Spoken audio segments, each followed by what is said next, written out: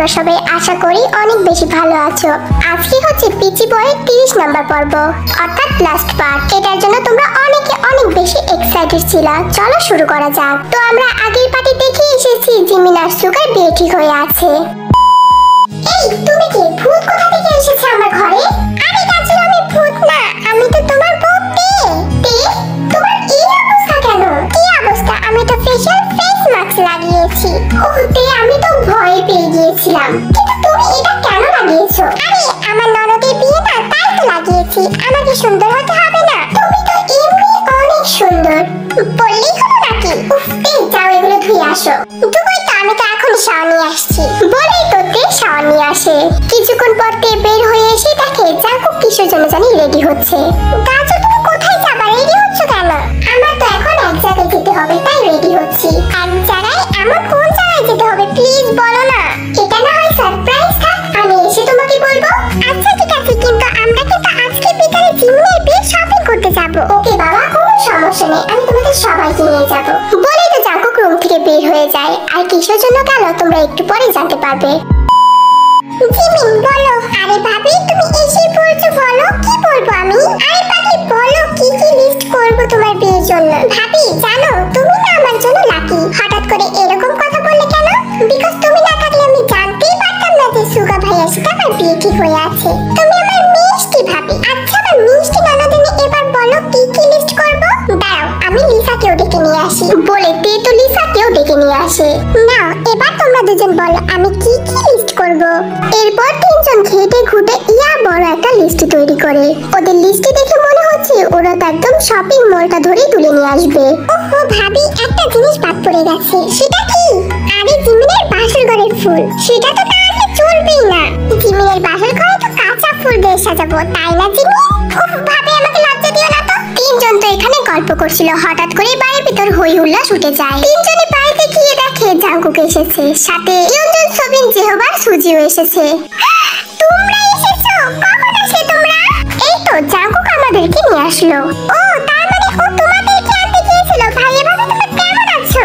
অনেক বেশি ভালো আছি, আর আরো ভালো হয়ে গেলাম তোমাকে দেখে। আমার তো বিশ্বাসই হচ্ছে না তোমরা এসেছো। কতদিন পর তোমাদের দেখছি, তাই না? অনেক দিন হয়ে গেছে। আর তোর রেজাল্ট শুনে তো আমরা অনেক বেশি খুশি হয়েছি।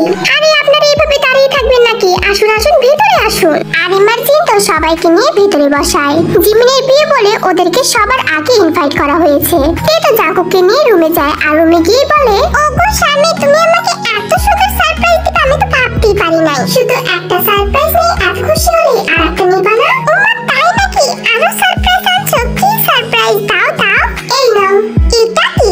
তোমার শখের লাল রঙের শাড়ি। তুমি আমার জন্য লাল রঙের শাড়ি এনেছো গাজর? এনেছি। আগের বার তো দিতে পারিনি, তাই এবার নিয়ে আসলাম। দেখো তো তোমার পছন্দ হয় কিনা। পছন্দ হবে না মানে? তুমি যেহেতু চয়েস করে নিয়ে আসছো, পছন্দ অবশ্যই হবে। কেন? আমার চয়েস যদি খারাপ হয়? হতেই পারে না। তোমার চয়েস যদি খারাপ হতো তাহলে তো তুমি আমাকে পছন্দই করতে না, তাই না? আমার মিষ্টি বউটা এবার শাড়ি পেয়ে তো খুশি, অনেক বেশি খুশি। আর আমি এই শাড়িটাই তো কালকে জিমিনের বিয়েতে পরবো। তখন তুই শাড়িটা খুলে মাথায় দিয়ে বলে, দেখো তো কাছে আমাকে মানিয়েছে কিনা। মানাবে আবার না, আমার বউ তো এক পিস, তাই না? এভাবে তো এই বেলাটা কেটে যায়। বিকালের দিকে সবাই তো শপিং মলে যায়। জিমিনের বিয়ে বলে কথা, একদম শপিং মল ধরে নিয়ে আসবে ওরা। প্রায় 5 ঘন্টা শপিং করার পর ওদের শপিং শেষ হয়, আর জাঙ্কুক আর সুগাকে একদম ফকির বানিয়ে নিয়ে আসে। এরপর কিছুক্ষণের মধ্যে ওরা সবাই বাড়িতে চলে আসে, যে দিনটার জন্য জিমিন অনেক দিন ওয়েট করেছে। চারদিকে এত সুন্দর করে সাজানো হয়েছে যা বলার বাহিরে। আর তে তো বেশি সাজাতে পারে না, তাই জিমিনকে সাজানোর জন্য পার্লার থেকে লোক নিয়ে আসা হয়েছে। জিমিনকে এত সুন্দর করে সাজানো হয়েছে যা বলার বাহিরে, কিছুতেই যেন কমতি নেই। আর সকাল থেকে জিমিনের মুখ সুগাকে দেখতেই দেওয়া হয়নি। সুগা তো এদিক দিয়ে ছটফট করছিল তার বউকে দেখার জন্য। আর বরকনেকে বসানোর জন্য অনেক সুন্দর স্পেস সাজানো হয়েছে। দেন জাঙ্কুক সুগাকে অনেক সুন্দর করে সাজিয়ে দেয়, আর জিমিনের সব আত্মীয় স্বজনরাও চলে আসে। আর ইমাজিন তার ছেলের বিয়েটা অতটাও ধুমধাম করে দিতে পারেনি, তাই তার মেয়ের বিয়েতে কোনো কিছুই কমতি রাখছে না, কারণ আরিমার জিনের একমাত্র মেয়ে। কিছুক্ষণের মধ্যে জিমিন আর সুগাকে নিয়ে আসে এক জায়গায় বসানো হয়। সুগা তো জিমিনের দিকে হাঁ করে তাকিয়ে আছে, যেন এরকম লাল পরি কোথাও দেখেনি। এটা আবার তে খেয়াল করে আর দুষ্টুমি করে সুগাকে বলে, আরে ভাইয়া চোখটা নামান, আপনার চোখের তাপে তো ওর মেকআপই গলে যাবে। তুমিও না। ভাবি তো ঠিকই বলেছে ভাইয়া, আর তোমার বেশি সুন্দর লাগছে।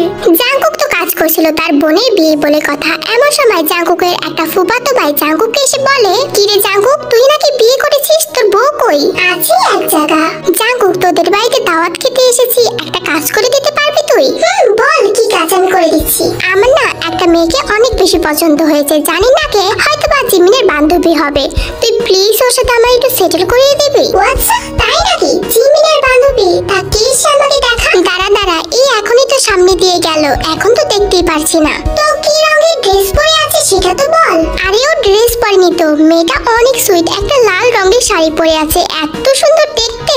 তখন একটুই হঠাৎ করে ওদের সামনে দিয়ে গেল।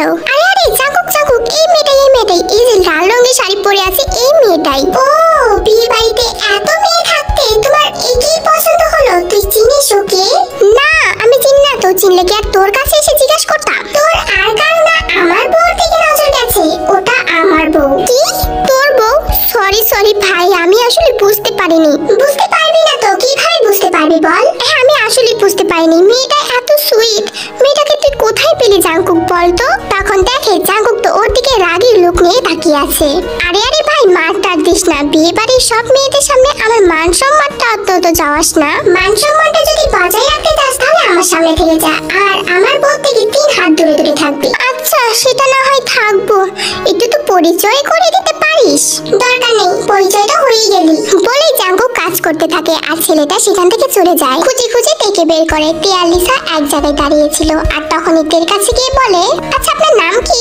আমার নাম তে, কিন্তু আপনাকে চিনতে পারলাম না, আপনি কে? ওহো, আপনি যতটা সুইট আপনার নামটাও ততটা সুইট, আমি জাংকুকের ফুফাতো ভাই হই। ও আচ্ছা, অনেক ভালো, আপনি এখন এখান থেকে যেতে পারেন। এই লিসা চলো তো, ওদিকে অনেক কাজ পড়ে আছে। হ্যাঁ হ্যাঁ ভাবি চল। আরে কোথায় যাচ্ছেন? শুনুন না, আপনার ফোন নাম্বারটা কি পেতে পারি? আমার তো ফোনই নেই, ফোনের নাম্বার দিব কোথা থেকে বলুন? মিথ্যা কথা বললেন তো, ফোন নেই তো হাতে কি এটা? এটা তো ওর ফোন, ওর ফোনের নাম্বার আপনাকে কেন দিব বলেন? আর আপনি তো ওর ফোনের নাম্বার চাননি তাই না? জাংকুকের ফুফাতো ভাইটা তো দেখে যেতে দিচ্ছিল না, এটা ওটা বলে শুধু দাঁড় করে রাখছিল।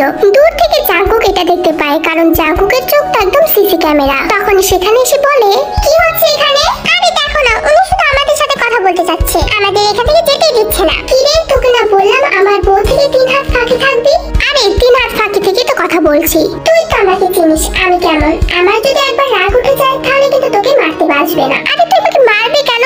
জাস্ট আমি ওনার সাথে একটু পরিচয় হলাম। তোকে তো পরিচয় আগেই করলাম যে ও আমার বউ। আর একটু ভালোভাবে পরিচয় হলাম, নামটা তো জানতাম না তাই না? ভাইয়া উনি ফোন নাম্বারও চেয়েছে ভাবির কাছ থেকে। ভাবি বলো কি ফোন নাম্বার? না না না ভাই, আমার ফোন নাম্বার লাগবে না, আমি যাচ্ছি, আমার পিঠের উপর দিয়ে তোর ফোন নাম্বার কোনোভাবেই দিতে হবে না। বলেই তো ছেলেটা আবারও সেখান থেকে চলে যায়। যাও যাও, তোমরা কি কাজ করতে যাচ্ছিলে যাও। ছেলেটা কে ছিল? আরে ফালতু, যাও তো। কিছুক্ষণ পর কাজে এসে তো জিমিন আর সুগার বিয়ে সম্পূর্ণ করে, আর তে তো সবার সাথে ছবি উঠতে ব্যস্ত।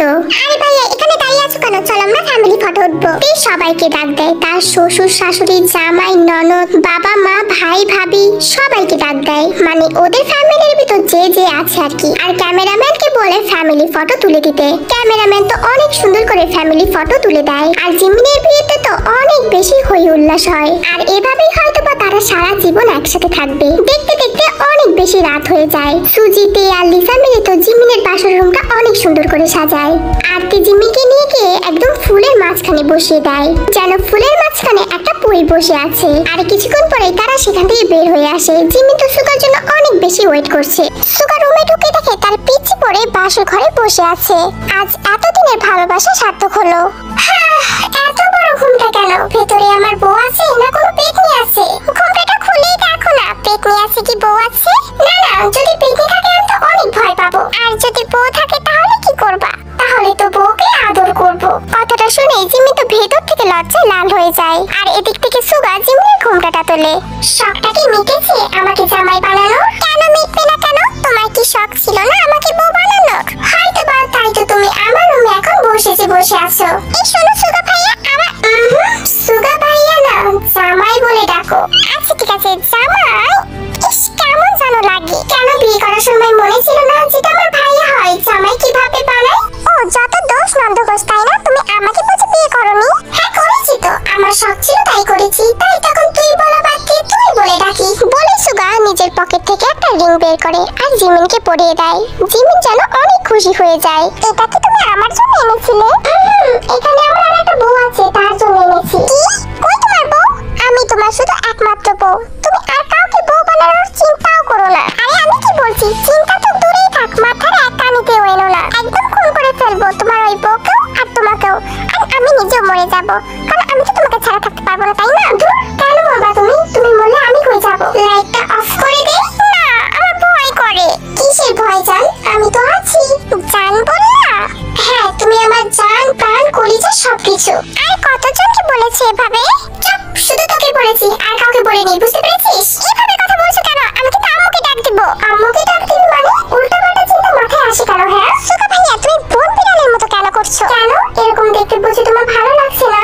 উফ, তোমার মতো বিড়াল আমি জীবনে দুইটা দেখিনি। তুমি যেভাবে রং পাল্টাও, কি তো সেভাবে রং পাল্টাই না। এই তো আমি টিলার হ্যাঁ, পিকচার তো আমি বাকি আসো না। তুমি আমাকে বলছিলে আমি অনেক আনরোমান্টিক, আজকে তোমাকে দেখাবো আমি কতটা রোমান্টিক। কি বলছো এসব? মানে এটা তো একদম হালাল, তুমি আমার বউ না? বলি তো সুগা জিমিনের একদম কাছে চলে যায়। কেন জান পাখি, এতদিন লজ্জা করেনি যখন আমাকে বলেছো ভাই আমি তোমাকে ভালোবাসি, আমি তোমাকে ভালোবাসি। আর আজকে আমাদের ফার্স্ট নাইট, আজকে বাসর ঘর করতে আসছে আর তোমার লজ্জা করছে? সব লজ্জা আমি ভাঙিয়ে দিচ্ছি। বলি তো সুগা জিমিনকে কিস করে আর জিমিনও সুগার সাথে তাল মেলাতে থাকে, কারণ এই রাতটা ওদের জন্য অনেক বেশি স্পেশাল। তারা তো একদম ভালোবাসার নদীতে होठों पे रखा हुआ तेरे होठों का सपना अभी है वही। रात का नशा अभी आँख से गया नहीं, रात का नशा अभी आँख से गया नहीं।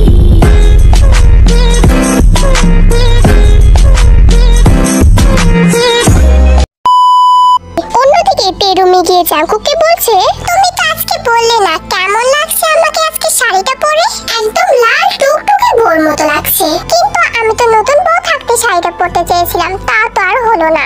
নতুন বউ তুমি আমার কাছে সব সময়ের জন্যই নতুন। আচ্ছা জাঙ্কুক, তোমার কাছে আমি একটা আবদার করব, দেবে? কি আবদার? আর তুমি আমাকে জাঙ্কুক বলে ডাকলে? ও মাই গড। হ্যাঁ বলবোই তো, আস্তে আস্তে আমি বড় হয়ে যাচ্ছি না, আস্তে আস্তে তো আমি তোমাকে জাঙ্কুক বলে ডাকবো। ওকে, নো প্রবলেম, আমার কোনো সমস্যা নেই। তা আবদারটা কি বললে না তো? আবদারটা হচ্ছে আমার একটা বাচ্চা লাগবে। কি বাচ্চা? নিজেই একটা বাচ্চা, নিজেকে সামলাতে আমার দিন যায়, আবার নাকি আরেক বাচ্চা আনবে? জাঙ্কুক, আমি দেখেছি কত কিউট কিউট বাচ্চাদের সাজিয়ে সাজিয়ে বসে রাখে। আমি আমার বাচ্চাকে সাজিয়ে বসে রাখবো, প্লিজ আমাকে একটা বাচ্চা এনে দাও না। বাচ্চা চাই? তাহলে তো কষ্ট করতে হবে জান। উফ জাঙ্কুক, তুমি আমাকে লজ্জা দিও না তো।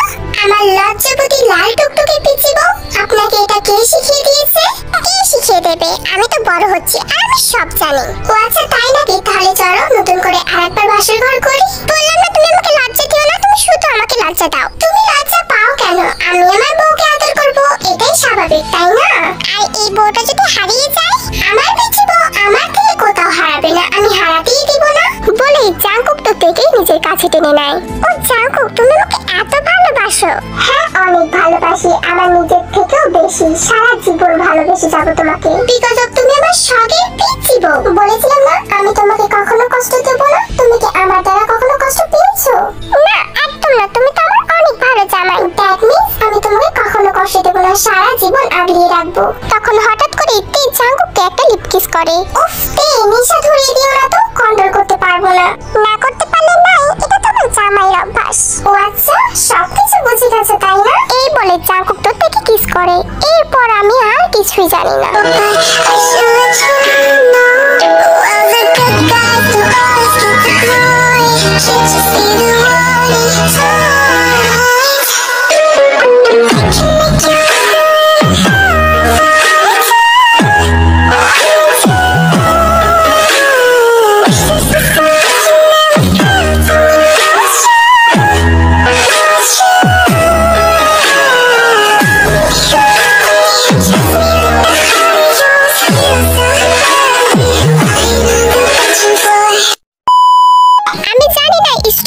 কতটুকু মিস করবা, কিন্তু আমি এই স্টোরিটা অনেক বেশি মিস করব, বিকজ অফ এই স্টোরিটা আমার অনেক বেশি ফেভারিট ছিল। সো গাইস, আজকে পিচি বউ সমাপ্ত হয়ে গেল। আজকে এই পর্যন্তই। নিউ স্টোরির জন্য ওয়েট করো, খুব শীঘ্রই আসছে। ভালো লাগলে লাইক কমেন্ট শেয়ার করো এবং চ্যানেলটিকে অবশ্যই সাবস্ক্রাইব করো। টাটা বাই বাই, আল্লাহ।